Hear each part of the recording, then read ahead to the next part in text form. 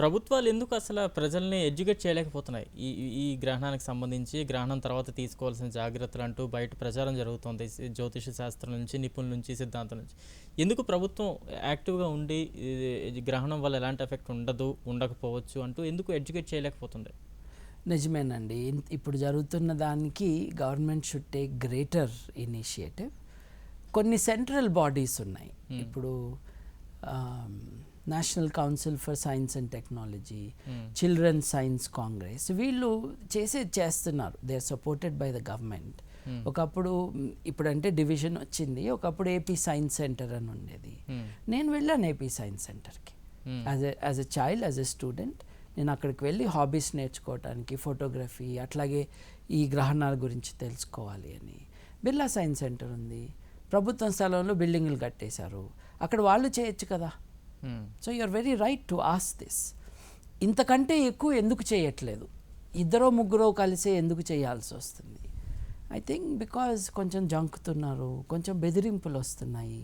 నువ్వు నా మతానికి వ్యతిరేకులు అని అంటున్నారు. ఎట్లా మతానికి వ్యతిరేకం? అబద్ధం నమ్మద్దు అంటే దాని అర్థం ఏంటి? మతం పేరుతో అబద్ధం చెప్పచ్చు, అది ఓకేనా? కాదు కదా.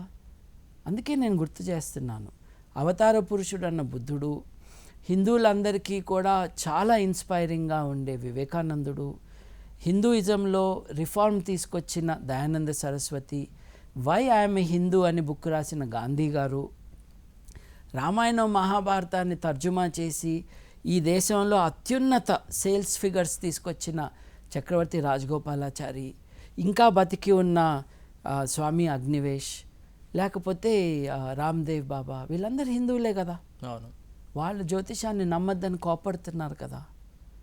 సో మన మతంలో కూడా వాస్తవాల ఆధారంగా నమ్మకాలు నిర్మించుకోవాలని చెప్పే వాళ్ళ మాట వినాలి. అది మతస్థులు ఆలోచించుకోవాల్సింది. నేను మతం బయట ఉన్నాను కదా, నేను చెప్తే ఏం లాభం? రైట్. అయితే అనేక విశ్వవిద్యాలయాల్లో ఇప్పటికీ కూడా జ్యోతిష శాస్త్రానికి సంబంధించిన ఒక సబ్జెక్ట్ ఉంది, దానికి సంబంధించిన కోర్స్ ఉంది. ఎందుకు ఇంకా కంటిన్యూ అవుతున్నాయి? దాన్ని ఎలా మనం అర్థం చేసుకోవచ్చు? ఆ మొట్టమొదటి పొరపాటు బహుశా తెలుగు రాష్ట్రాల్లో తెలుగు యూనివర్సిటీ ద్వారా జరిగిందండి. తెలుగు యూనివర్సిటీ పెట్టినప్పుడు చాలా విచారకరం. ఆయన కొంచెం ఎగ్జాజరేటెడ్గా పొగట్టడం చాలామందికి అలవాటు. డాక్టర్ సి నారాయణ రెడ్డి గారు తన హేతువాదిని అని చెప్పుకుంటూ తెలుగు యూనివర్సిటీలో మటుకు జ్యోతిష్యం డిప్లొమాలు, డిగ్రీలు ప్రవేశపెట్టారు. తప్పు కదా. ఇప్పుడు ఇట్లాంటిది చేయటము తప్పు అని ఆయన అనుకోవాలి కదా, as the head of the institution. అది చూసి చిరాకు పుట్టి నార్ల వెంకటేశ్వరరావు గారు ఈ చిలక జ్యోతిష్యం చెప్పే వాళ్ళతో నాకేం అని యూనివర్సిటీకి దూరం అయిపోయాడు. ఆయన తమ బాధ్యతని అందరూ నిర్వర్తించాలి. ఎందుకంటే మన దేశం మనందరిది కాబట్టి. మన దేశం ముందుకెళ్ళాలి అని అంటే అబద్ధాలను చూసి భయపడటము అన్నది వదిలేస్తే ముందుకెళ్తాం కదా. ఇప్పుడు చూడండి, మన లైఫ్ అంతా కూడా ఈ నమ్మకాల చుట్టూనే తిరుగుతూ ఉంది. ఇప్పుడు ఒకప్పుడు భారతదేశంలో సైన్స్ చాలా డెవలప్ అయిందని మనం గర్వపడతాం కదా. మనం ఆ గర్వపడేది గ్రహణాలను చూసి భయపడే కాలాన్న, గ్రహణం ఎట్లా వస్తుందో తెలుసుకున్న కాలాన్న. గ్రహణం ఎలా వస్తుంది అని ఆర్యభట్టుడు చెప్పాడు కదా. అంటే ఇప్పుడు గ్రహణం ఎలా వస్తుంది అందరికీ నాలెడ్జ్ ఉంది, but at the same time అందరూ నమ్మేది జ్యోతిష శాస్త్రాన్ని ఎక్కువగా నమ్ముతున్నారు. ఆ డిఫరెన్స్ ఎందుకు వస్తుంది అసలు? ఆ గ్యాప్ ఏంటిది? చదువుకున్న ప్రతి పిల్లవాడికి తెలుసు, తల్లిదండ్రులకి తెలుసు, అందరికీ తెలుసు గ్రహణం అంటే ఏంటి, సూర్యుడు చంద్రుడు వాటి నీడని మీరు చెప్పినట్టు అందరికీ తెలుసు. ఒక సబ్జెక్ట్ కింద దాన్ని చూస్తున్నారు తప్ప, మళ్ళీ అట్ ద సేమ్ టైం గ్రహణం టైం అప్పుడు మట్టుకి అందరూ గ్రహణాన్ని నమ్ముతున్నారు, జ్యోతిష శాస్త్రాన్ని నమ్ముతున్నారు. అప్పుడు కలిగే ఏవైతే ఎఫెక్ట్స్ ఉంటాయని భయపడుతూ ఎందుకు వచ్చిన గొడవ, మనం అదేదో క్లియర్ చేసేసుకుంటే అమౌంట్తో, లేదేదో సంథింగ్ పూజలతో చేంజ్ చేసుకుంటే అయిపోద్ది అనే భావన ఎక్కువగా ఉంది. అవును, అదేంటంటే జ్యోతిష్యులు కూడా వాళ్ళ టాక్టిక్స్ మార్చారు. ఒకప్పుడు రాహు కేతు అనేవాళ్ళు, మింగేస్తున్నాడు అనేవాళ్ళు, కక్కేస్తాడు అనేవాళ్ళు. ఇట్లా సైన్స్ ప్రచారకులు నాలాగా చాలామంది మీ ప్రశ్న వేస్తున్నాం కదా, అందుకని కథ మార్చి భాష మార్చి అది ఛాయాగ్రహం అంటున్నారు. నేను అన్నాను కదా, అయితే అసలు గ్రహం ఎక్కడో చూపించు, అది నీడైతే. సైన్స్ భాషని వాడుకుంటూ గ్రావిటేషన్ ఉంటుంది అని చెప్తున్నారు. నీ జ్యోతిషం అది కాదుగా. రాహు కేతు వాళ్ళ కులాలు, వాళ్ళు మింగటాలు కక్కటాలు, అది కదా జ్యోతిష్యం. నువ్వు సడన్గా సైన్స్ ఎందుకు తీసుకొచ్చా? సైన్స్ నేర్పిస్తున్న వాళ్ళు, నేర్చుకుంటున్న వాళ్ళు క్రిటికల్ ఇంటెలిజెన్స్ని ప్రమోట్ చేయట్లేదు. సైన్స్ అంటే కొన్ని ఫార్ములాస్, కొన్ని థియరీస్ అని అనుకుంటున్నారు. సైన్స్ అన్నది ఒక ఆలోచన విధానం. ఆ ఆలోచన విధానాన్ని స్ట్రాంగ్గా, పవర్ఫుల్గా ఇప్పుడు సిలబస్ ఈజ్ వెరీ గుడ్ అండి. ఇప్పుడు మీరు తెలంగాణ, ఆంధ్రప్రదేశ్ 2 రాష్ట్రాల్లో the syllabus is well formulated. చాలా అద్భుతంగా ఆలోచించిన వాళ్ళు రాసిన పుస్తకాలు అవి. కానీ టీచర్లకు ట్రైనింగ్ ఉండాలిగా. పుస్తకం బాగానే ఉంది, టీచర్లకు ట్రైనింగ్ ఉండాలిగా. మరి పిహెచ్డీ చేసిన సైంటిస్టులే గ్రహణం అని ఇంట్లో తలుపులు వేసుకుంటున్నప్పుడు టీచర్లకు ట్రైనింగ్ ఇచ్చేది ఎవరు? సో మనం ఆ ఇబ్బందుల్లో ఇంకా ఇరుక్కుని ఉన్నాం.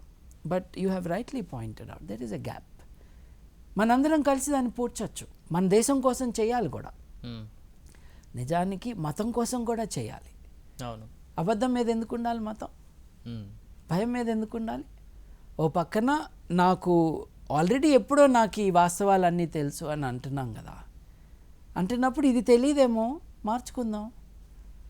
ఇదంతా ఎవరికి వస్తుందంటే ఇట్లాంటి ఆలోచన మనసులో ఘర్షణ లేకుండా, ఎదుటివాడు నన్ను దాడి చేస్తున్నాడు అనుకోకుండా, అది వాస్తవమా కాదా అన్న ప్రశ్న నేను కూడా వేసుకోవాలి నా మతం గురించి అని అనుకున్నప్పుడు మారుతుందండి.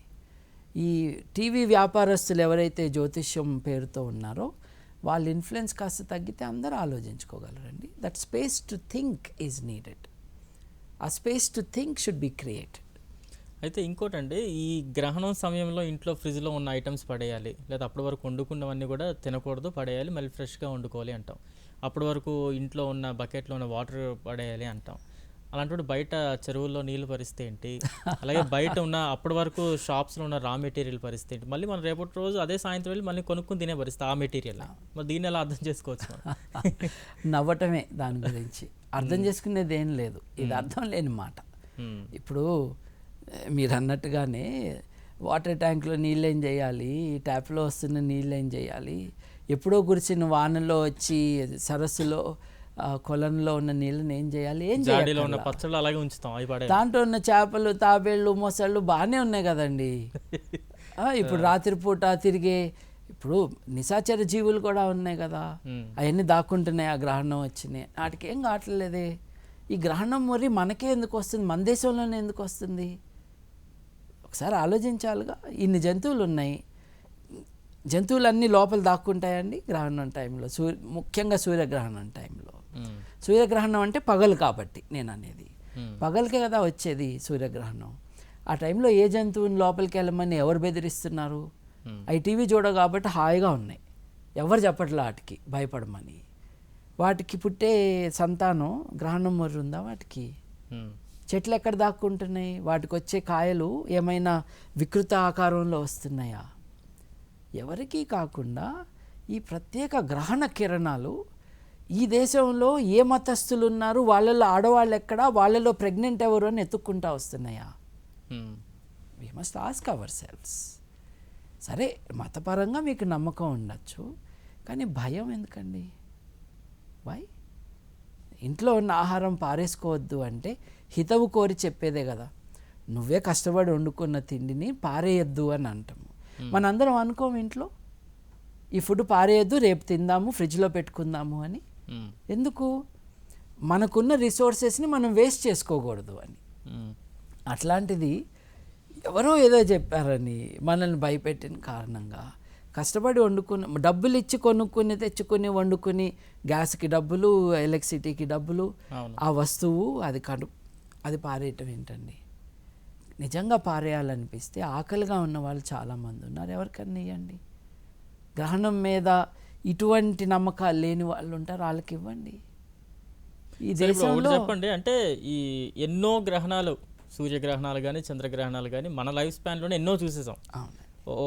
ఎగ్జాంపుల్ మన లైఫ్ స్పానే చూసుకుంటే ఎన్నో చూసాం.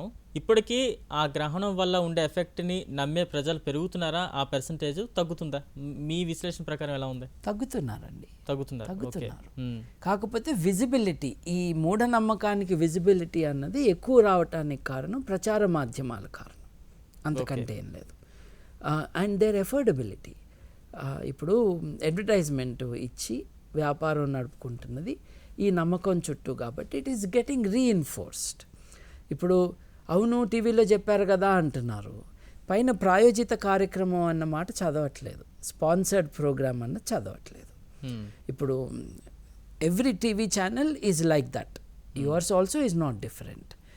ఇక్కడ ఉన్న ఎకనామిక్ మోడల్ అలా ఉంది. మూఢనమ్మకాన్ని అమ్మితే కానీ ఛానల్ నడవని పరిస్థితుల్లో ఉన్నాయి. Then this is what will happen. ఇప్పుడు హోమియో యాడ్స్ను, రంగుదారాల యాడ్స్ను, యంత్రాలు ప్రమోట్ చేసినా కానీ ఇంట్రెస్ట్ ఉన్నవాడు చూస్తాడు, నమ్మకం లేనివాడు మారుస్తాడు. ఇంట్రెస్ట్ ఉన్న వాళ్ళ మీద ఆధారపడుతూ అది ఎకనామిక్ మోడల్ అలా బిల్డ్ చేయటం తప్పు అంటున్నాను నేను. ఓకే, ఇప్పుడు ఆ స్లాట్లో ఇంకేదైనా రావచ్చు కదా, ఇదే ఎందుకు వస్తుంది అంటే నమ్మే వాళ్ళు ఉన్నారని. నమ్మని వాళ్ళని మీరు మారుస్తారంటలేదు నేను, నమ్మే వాళ్ళకే you are catering to that. కానీ liquor advertisement is not allowed, జ్యోతిషం అడ్వర్టైజ్మెంట్ ఈజ్ బీయింగ్ అలౌడ్. నేను అనేది అది రెండు హానికరమే కదా.